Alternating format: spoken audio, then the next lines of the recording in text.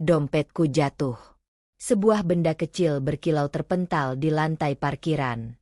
Petugas langsung berteriak. "Bahaya, Bu! Panggil polisi!" Jantungku seperti dihantam palu. Kerumunan mulai berdatangan. Pandangan mereka menusuk seperti pisau. Aku berdiri terpaku, tangan gemetar. Merasa seluruh dunia menatapku sebagai penjahat. Mobil polisi melaju mendekat dengan sirene meraung, membuat suasana semakin mencekam.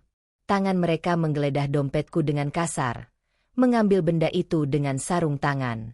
Detik itu, aku berubah dari wanita biasa menjadi tersangka dalam sekejap. Seorang petugas menatapku dingin. "Ibu, jangan bergerak." Aku merasakan tatapan tajam warga yang penuh curiga dan ketakutan. Kamera ponsel merekam setiap gerakanku, memaksa aku berdiri tanpa daya di tengah keramaian. Benda itu ternyata bukan mainan. Warnanya aneh, bentuknya asing, membuat udara makin tegang. Aku ingin berteriak, menjelaskan, tapi suaraku hilang tercekik rasa takut. Tangan petugas menggenggam pergelangan tanganku, dingin dan kuat. Rasa malu dan takut menyebar cepat, seperti racun yang meracuni hariku. Setiap langkahku dibuntuti oleh bisikan dan tatapan curiga. Sekarang aku bukan hanya seorang ibu rumah tangga. Aku menjadi pusat perhatian buruk. Suamiku tidak di sini. Aku berdiri sendirian, dikelilingi oleh wajah-wajah asing penuh kecurigaan. Aku tahu hidupku tak akan sama setelah ini. Petugas mengarahkan aku menuju mobil polisi. Suara mereka keras memerintah. Langkahku berat. Aku melangkah meninggalkan dompet dan semua kenyamanan yang pernah kumiliki. Dan aku tahu, semua ini baru permulaan. Polisi mengangkat benda itu dengan hati-hati. Mataku terpaku pada bentuk kecil yang asing. Seketika, rasa dingin menjalar. Aku tahu ini bukan main-main. Petugas berkata dengan suara berat, "Ini alat pelacak berbahaya." Tubuhku membeku. Udara seolah menekan dada tanpa ampun. Panik mulai merayap. Bayangan jeruji besi menghantui pikiranku. Tuduhan makin jelas. Aku tidak lagi hanya korban kebetulan. Ponsel petugas bergetar. Mereka mengirim data ke pusat identifikasi.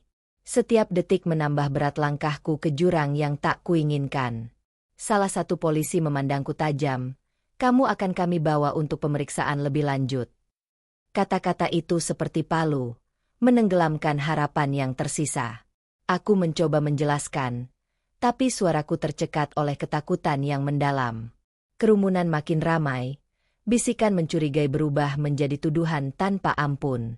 Tangan mereka mencengkeram tanganku, menandakan keputusan tak bisa ditawar. Aku tahu, hidupku tidak lagi di tanganku sendiri. Suara pintu mobil tahanan menutup dengan gemuruh. Pintu itu memisahkan aku dari dunia biasa. Semua janji dan mimpi mendadak tanpa hampa, tergantikan oleh kenyataan pahit. Detik itu aku sadar, perjalananku ke dalam kegelapan baru saja dimulai. Tiba-tiba, sebuah bayangan menerobos pikiranku. Wirasena, suamiku, memegang dompetku pagi tadi. Jantungku terpukul keras. Suhu tubuh mendadak turun. Aku tahu, ini bukan kebetulan biasa. Ada sesuatu yang disembunyikan di balik senyumnya. Pikiran itu menusuk lebih dalam, menggali ketidakpercayaan yang mulai tumbuh di hatiku. Kalimat sederhana, "Dia sempat meminjam dompet," berubah menjadi benang kusut yang sulit kuurai. Aku mencoba mengingat detil-detil kecil yang dulu terasa biasa. Tangan suamiku saat mengambil dompet, tatapan yang tak biasa.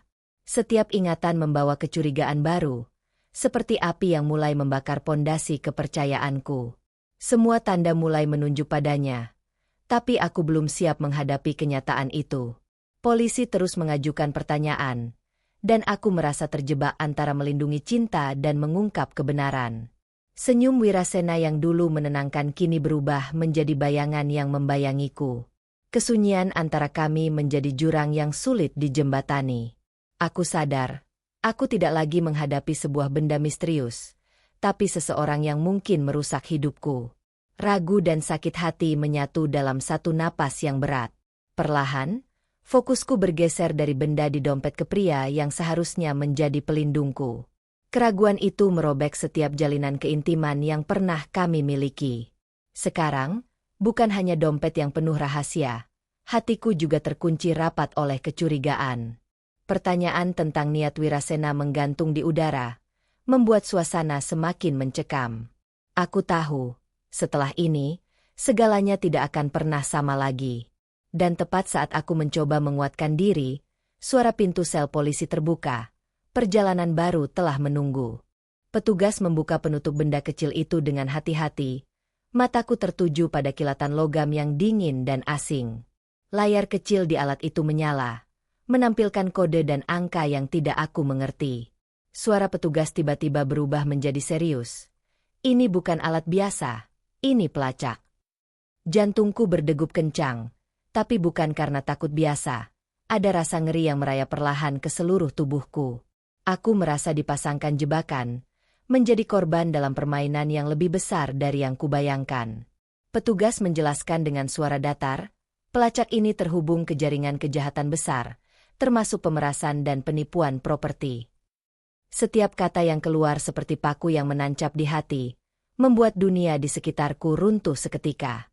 Aku yang tadinya hanya ingin menjalani hidup biasa, kini berada di tengah pusaran kejahatan yang tidak aku mengerti. Ketegangan di ruangan itu meningkat, dan aku melihat tatapan tajam para polisi yang berharap banyak padaku. "Apa kamu tahu siapa yang menaruh ini di dompetmu?" tanya salah satu petugas. Aku menggeleng, tapi rasa sakit mulai muncul. Aku tahu aku tidak sepenuhnya jujur pada diriku sendiri. Segala hal yang terjadi berubah seketika. Aku tidak lagi menjadi saksi tak berdaya, tapi kunci membuka jaringan kriminal. Tiba-tiba aku merasa dipaksa untuk memilih, melawan atau tunduk. Sebelumnya aku hanyalah korban kebetulan. Kini aku menjadi pusat perhatian aparat penegak hukum. Seorang petugas menggeser kursinya, menatapku dengan mata yang penuh harapan dan ketegangan. Aku menarik napas dalam-dalam, menahan rasa takut yang hampir membekap. Setiap detik berlalu membawa beban baru, dan aku tahu aku harus kuat. Aku ingat kata-kata suamiku pagi tadi, dan rasa curiga mulai menggerogoti hatiku lebih dalam. "Jika kamu tidak jujur, ini akan semakin sulit," kata petugas itu, menambah tekanan di ruang itu. Aku menggigit bibir, sadar bahwa kejujuran adalah satu-satunya jalan keluar, meskipun itu berarti mengungkap rahasia yang akan meruntuhkan segalanya. Pelan-pelan, aku mulai membuka cerita yang selama ini kupendam. Setiap kata yang keluar seperti pisau yang menusuk masa lalu. Petugas mencatat dengan seksama, sesekali bertanya lebih dalam, mencari celah dan kebenaran. Aku merasa diriku terbelah, antara melindungi cinta dan melindungi diri sendiri. Ponsel petugas bergetar. Mereka menerima data baru dari pusat. Ternyata pelacak ini punya frekuensi yang dipakai untuk memantau transaksi ilegal, ucap petugas lain sambil menatap layar. Aku semakin terjebak dalam jaring yang rumit, seperti laba-laba yang menenun sarang di sekitarku. Setiap langkahku kini diawasi, setiap gerakanku menjadi bagian dari penyelidikan. Aku mulai menyadari, hidupku telah menjadi panggung drama yang tak kuinginkan. Tiba-tiba pintu ruangan terbuka, masuk seorang penyidik senior dengan ekspresi serius. Dia menyerahkan sebuah berkas tebal, katanya, "Ini adalah bukti baru yang menghubungkan pelacak ke jaringan yang lebih besar." Jantungku berdetak lebih kencang. Aku tahu apa artinya ini. Aku tidak lagi bisa mundur. Aku berdiri, menatap keluar jendela, merasakan dingin yang menusuk tulang. Pikiranku penuh dengan teka-teki dan ketakutan, tapi aku tahu satu hal pasti. Aku harus melangkah maju. Dan saat aku kembali menatap petugas, aku tahu hidupku akan berubah selamanya. Ponselku bergetar. Sebuah pesan masuk dengan lampiran video. Mataku melebar saat melihat sosok suamiku, Wirasena, meletakkan benda itu di dompetku. Dada terasa sesak. Udara seolah terkunci di tenggorokan. Bukti itu seperti belati yang menembus hatiku. Nyata dan tak terbantahkan. Aku ingin menutup mata, tapi kenyataan menghantam lebih keras dari apapun. Kepercayaan yang kubangun selama bertahun-tahun runtuh dalam hitungan detik. Suara suamiku yang dulu menenangkan kini bergema sebagai pengkhianatan paling dalam. Petugas polisi menatapku tajam, menunggu jawaban yang kupaksa keluar. Aku berdiri di persimpangan jalan, berbohong demi mempertahankan rumah tangga, atau membuka semua rahasia gelap. Air mata mulai jatuh, tapi aku menahannya. Ini bukan waktu untuk melemah. Dinding-dinding ruangan terasa menekan, menuntut kejujuran yang selama ini kuhindari. Rasa sakit berubah menjadi amarah yang membara dalam dadaku. Keputusan itu tiba-tiba muncul, jelas dan tak bisa ditawar. Aku akan bekerja sama. Aku menyodorkan ponselku kepada petugas, mengiyakan semua pertanyaan tanpa ragu. Dalam setiap kata yang kuucapkan, ada pengorbanan dan luka yang tak terlihat. Sementara itu, dunia di luar sana mulai berubah posisinya. Aku bukan lagi istri yang terluka, tapi sekutu aparat. Masa depan kami mungkin hancur, tapi aku memilih keadilan daripada kebohongan. Langkahku terasa berat saat pintu sel terbuka. Tanda aku harus melangkah ke babak baru yang menakutkan. Dan aku tahu, jalan ini penuh risiko, tapi aku tidak bisa mundur lagi. Pintu ruang interogasi terbuka dengan kasar. Dewandari Pramukti masuk tanpa kata. Jantungku terpukul. Rasa jijik mengalir deras dalam setiap napas. Semua teka-teki mulai terurai. Dia adalah dalang di balik semua kebohongan ini. Tatapan dinginnya menusuk seperti pisau, membuat udara di sekitar kami membeku. Seluruh rumah tanggaku ternyata panggung sandiwara yang dipenuhi racun dan tipu daya. Aku berdiri tegak. Rasa sakit berubah menjadi amarah yang membara. Tidak ada lagi ruang untuk takut. Aku harus melawan, sekarang juga. Petugas polisi memberikan berkas-berkas bukti, menunjukkan peran Dewandari dalam rencana jahat ini. Manipulasinya jauh lebih dalam dari yang kubayangkan, melibatkan suamiku dan banyak orang lain. Rasa pengkhianatan mencapai puncaknya saat aku menyadari betapa liciknya dia mengendalikan semuanya.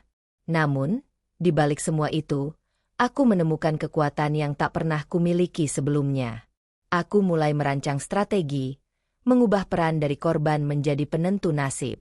Dewandari mungkin mengira aku lemah, tapi sekarang aku berbeda, terbangun dan siap melawan. Kebohongan yang selama ini membelenggu hidupku akan segera terungkap. Suara-suara yang dulu membuatku terdiam kini berubah menjadi rencana pembalasan yang dingin. Aku menatap Dewandari dengan mata penuh tekad. Tidak ada lagi tempat untuk belas kasihan. Setiap langkahku selanjutnya akan menghancurkan jaring kebohongan yang dia rajut. Petugas mengangguk setuju, memberi sinyal bahwa aku bukan lagi saksi biasa. Peran baru ini membawa risiko besar, tapi aku memilih untuk bertarung demi keadilan. Dan saat pintu tertutup di belakang Dewandari, aku tahu pertempuran sebenarnya baru saja dimulai. Pintu penjara tertutup berat di belakang para tersangka. Dewandari dan Wirasena digiring keluar dengan tangan terborgol. Aku berdiri di luar. Dada terasa ringan tapi hati masih penuh luka. Semua kebohongan yang menjerat hidupku kini terbuka untuk dunia melihat. Berita itu menyebar cepat. Wajah mereka terpampang di media. Keadilan akhirnya datang. Aku merasakan gelombang kelegaan dan sakit yang berbaur dalam satu napas. Rumah yang dulu penuh rahasia kini kosong dan sunyi. Tapi aku bebas dari belenggu yang lama mengekang. Petugas menyodorkan surat pembebasan dengan senyum samar. Langkahku keluar dari kantor polisi terasa seperti kelahiran kembali. Tak ada lagi bayang-bayang masa lalu yang membayangi hari-hariku. Aku tahu, jalan ke depan penuh tantangan, tapi aku memilih untuk melangkah tanpa beban. Rantai pengkhianatan telah patah, dan aku bertekad membangun hidup baru. Dunia mungkin melihatku sebagai korban, tapi aku tahu ini adalah kemenangan terbesar. Saat matahari terbenam, aku menatap langit dengan harapan yang tak pernah padam. Ini bukan akhir. Ini awal dari hidup yang benar-benar kuinginkan.